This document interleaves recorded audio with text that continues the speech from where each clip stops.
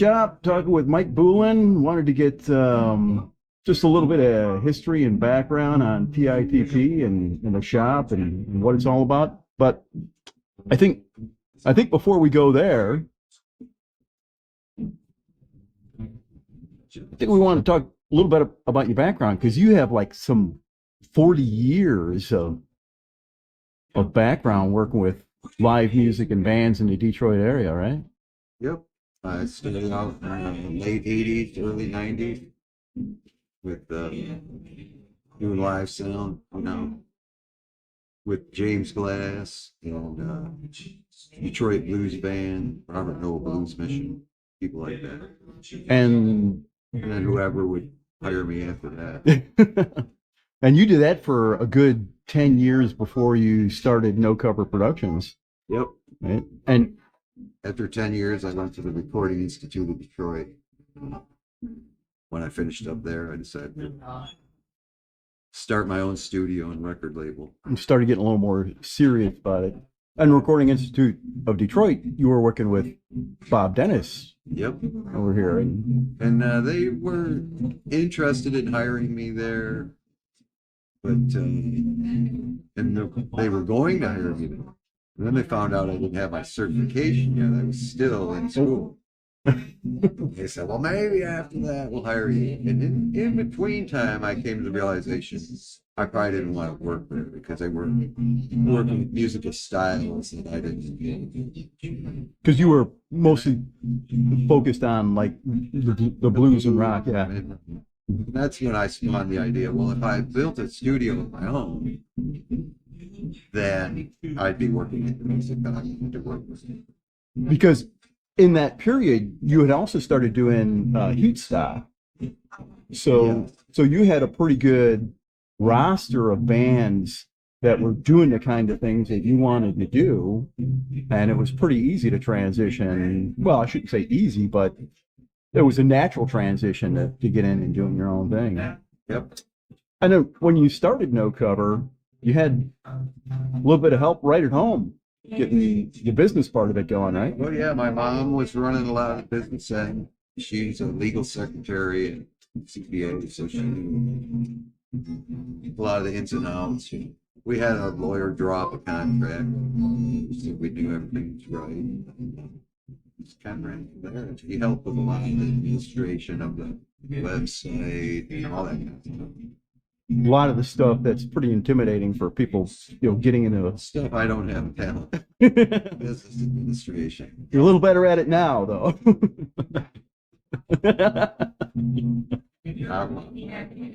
So with No Cover, you started working with Detroit Blues Band, who you had been working with previously. Yeah, I really started the label with this sole intent releasing a record on James Glass, because he had his share of problems in the world, and I felt that we might lose him, and then you would just never, without an actual record, you hear him, you couldn't just do justice by saying, oh, he was amazing, So the first two records was going to be James Glass, 000, 00, or no, it was going to be 001 and 002. And then at the last minute, the Detroit Blues Band said, well, we got this record we just did, you could put it out. So I didn't really do much on the record except put it out with an executive producer. Ah, right. But it became 000. It's the first thing I ever released. Kind of slid in under that. And Motor City Josh was another one that was early on in the No Cover catalog. Yeah, we did Johnny Bassett next, and that's gave me some credibility. Yeah.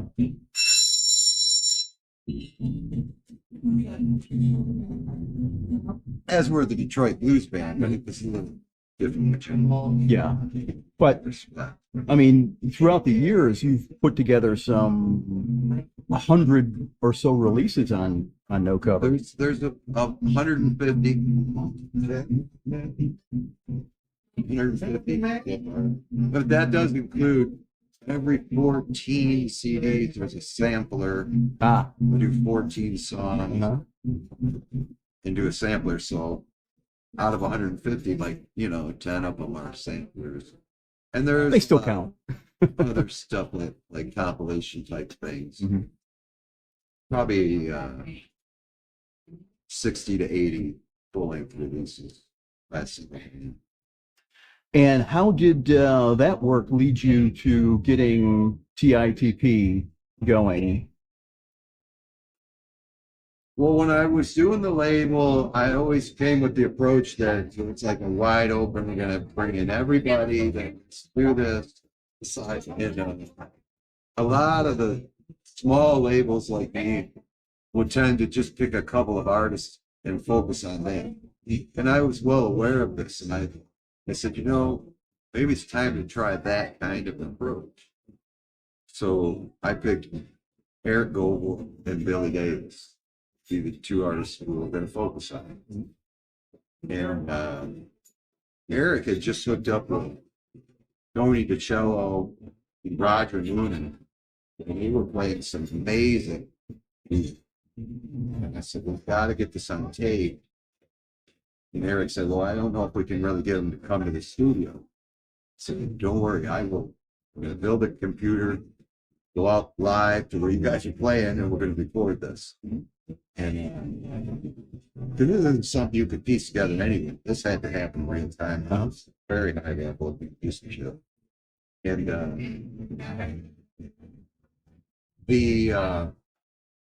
his brother helped me build this computer. We put it together, a system that was going to be able to go out and do live recording.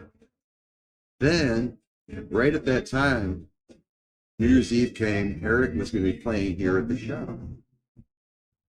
And I said, Eric actually said, look, I can get those guys to come here, do the gig, and we can record them and get what we're trying to get. So that happened. And the recordings came out good, and we started looking around, thinking maybe more could happen. And then the exact story of how this place, the T.I.T.P thing happened, there's different versions from different people. Let's go with yours. Well, let's just say that I made a comment online. Some guys were lamenting losing another show in Detroit that was ran by somebody I knew. And I said, hey, I just posted and said, hey, we could do that here. And the next thing we knew, me and Bob discussed it. I said, they wanted to do it. We were all talking about doing it. I said, I got to talk to Bob because he's my partner. I don't know about this. Weekly thing is going to be a totally new avenue for us. We were only doing 2 shows a year. Oh. But Bob liked the idea. And so we all liked the idea. So boom, it happened. And T.I.T.P, of course, stands for Tuesday in the Park. Yeah. Initially. Yeah. Because the other show was called Sunday in the D. And I thought we needed a name like that for this. And since it was Hazel Park, I said, call it Tuesday in the Park. And that started up 7 years ago, 2017, roughly, 2018? Yeah, in July of 2017. Okay. It started. All right. And then that went on Tuesdays for a good 5 years. Well, for 2.5 years, it was just Eric Goebel, because this was largely structured. When we decided to do it, me and Eric talked, and we said, look, we're going to make this a showcase of you, the label showcasing you, and we're going to put you in all these situations with all these different artists week to week. You'll bring a special guest, and at first I picked some special guests. I put him with Billy Davis, harmonica shop, things like this. Then he was picking some of them, and I started realizing he was grabbing some people that I hadn't even heard of. And one day I said to him, it doesn't make sense for me to pick these people that you're guesting with. You know all the people that I know and more. So you pick the people that you're going to bring here and be your featured guest. And you just have an incredible amount of recordings from that.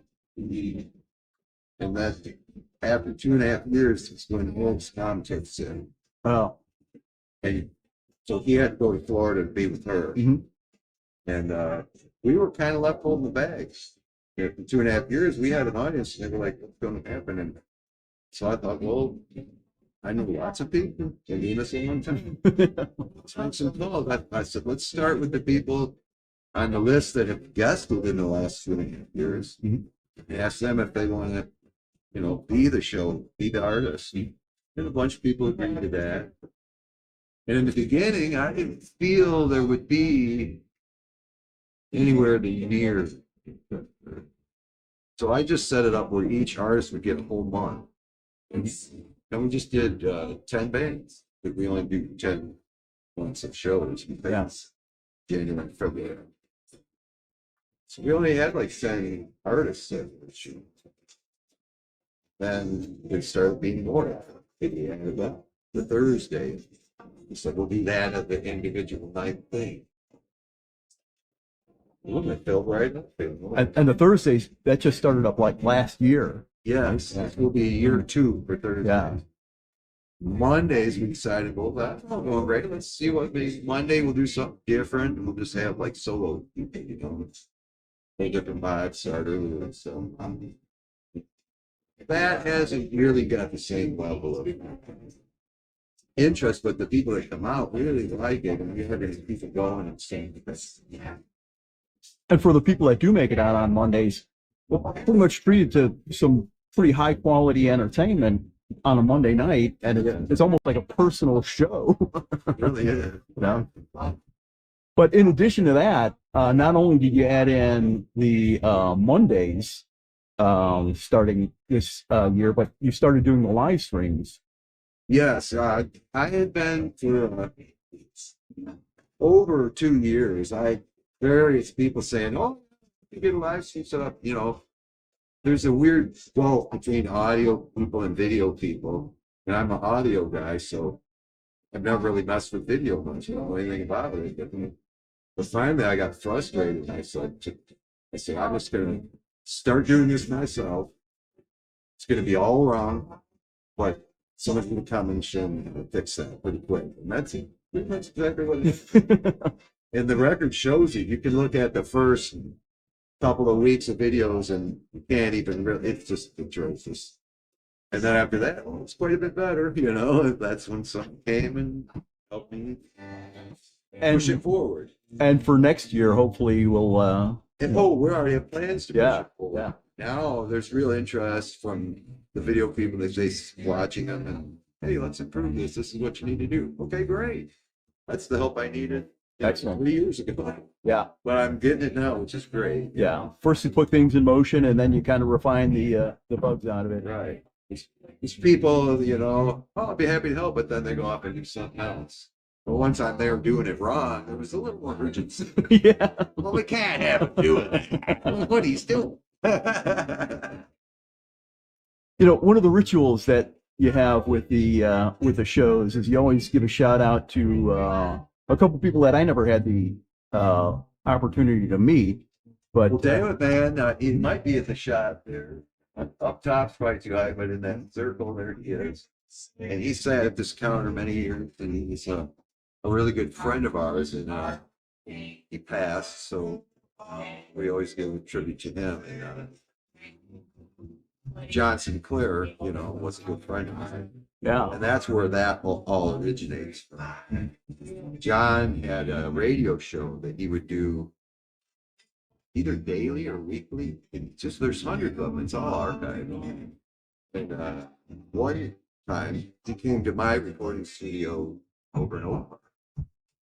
He asked, we had done a couple of records together. He said, do you mind if I come there and do one of these shows from your studio? An interview and stuff. Yeah, great. So he came. He set up his stuff to do his show, much like he did today. And he says, okay, we're ready. So roll up a tune. So I roll up a tune. And he says, don't write it yet, He gets everything ready and he starts the show and when he gets to write out, like some show he does. And he goes, okay, this is opening totes. You know, this is my goal. Here we are. We start with opening totes and everything. And we smoke, and then he does the interview and the show. And afterwards, I said, well, I'm really cool with the opening totes. You know, I like that. So yeah, I do it at every show. You know, I said, man, I said, I might use that someday. You know, you mind? He said, yeah, that'd be great. I got it. So And you've it's a been tribute to him is where it all started. and you've been keeping that alive ever since. Yeah, and when he was alive, I would say this is for my good friend Dammit Man, who's passed, and my good friend John Sinclair, who is still with us. Mhm. And then when he did pass, we came here and we did the show. The first time I went up there, he almost choked me up to say it now. Sure. Yeah, go up there and say he's gonna whip us and say it. You know, I can't say our friend is still with us because it's Yeah. true. Yeah. And it was, I couldn't do it. I had to come back later. You know, I just stopped. So I can't say, you know. And later I did say it if it needed to be said, but Well, it's a way to keep both of those guys present and with us. yeah. But now it's a tribute to both of them. Yeah. Yeah. That are both no longer with us. Also, this past year, so all of the um, funding to keep this going has been by virtue of people throwing a couple dollars in the tip jar. Yep. There's the Um, tip jar. And, yep. if that doesn't cover it, it comes right out of mine and Bob's pockets. But people are very generous, and we don't have to do that very often. And this year you got set up for both Venmo and Cash App.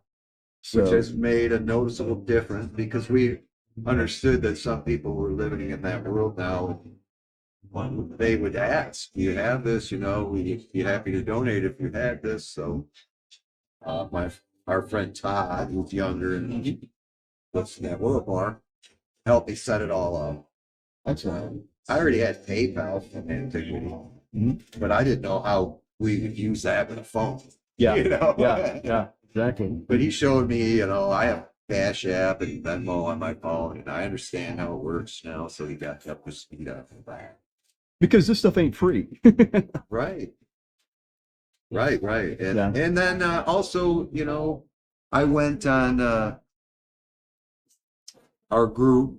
I made a group for this place. Mhm. And that's kind of a funny side story that how the whole T.I.T.P, if you know, thing. Yes.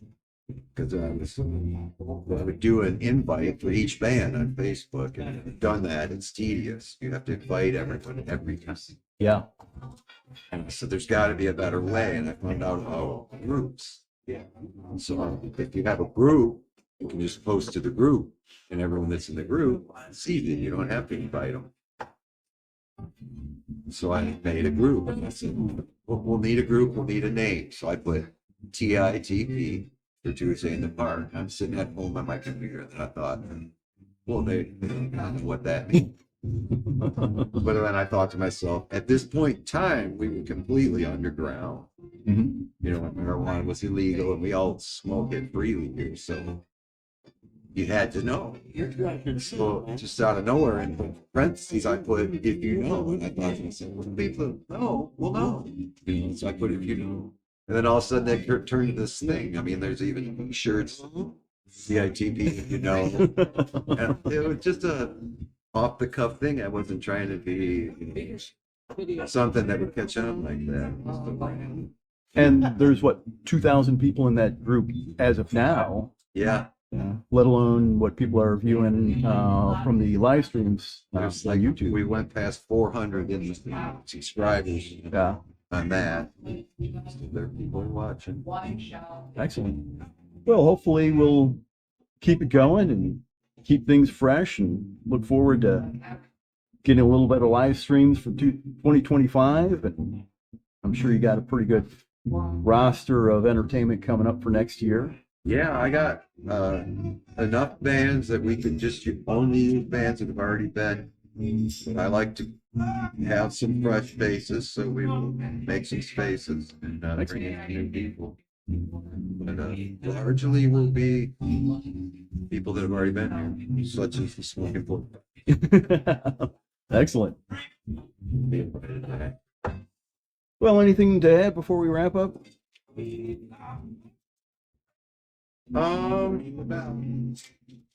Yeah, the whole bell thing. We should probably talk about that real quick. That's funny. My friend, I bought a small farm in the farmhouse and named a one-room schoolhouse with a bell tower on it, Ah, but no bell. I said, "Oh, I gotta get a bell for the bell tower." And I had this friend that, you know, these guys. He's not really a scrapper, but he'll buy things and sell things. You know, yeah. go to closeouts of storage units and all that kind of stuff. So find odd objects. And so I told him, "Look, I got this bell tower and I need a bell. It comes with that." And I was like, "This bell is this big." I'm like, "You don't understand. I need a bell." Which I did eventually get. I got a really nice bell. I think it's 22 inches or 24 inches. But This one is made. he said, "Okay, I'll take that." I said, No, wait." I said, "I actually really like this bell. It's really cool." I said, "We'll think of something for it." You know, and I hung it up because I liked the look of it, how it sounded. And then pretty quickly I had the idea. I said, "Just each time when someone tips, just ring that bell." You know, and that has become quite a thing. Become a staple of the T.I.T.P shows. Yeah. Means money went in the jar. Keeps it going. Excellent. I guess that's it. All right. Cool. Well, thank you much. My pleasure. Appreciate it. I'm glad we had the opportunity to sit down and learn a little bit more about how this all come together. Yeah, man, that's cool. Thanks. Let people that don't know, maybe they'll be like, they'll know.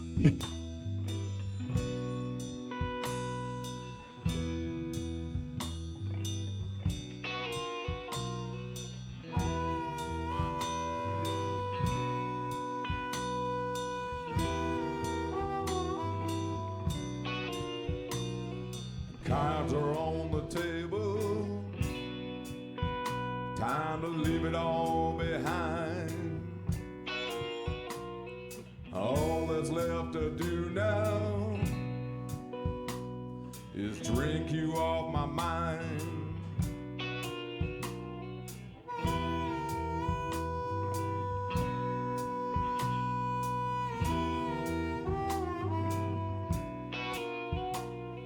You're the one I loved, the one that I adore.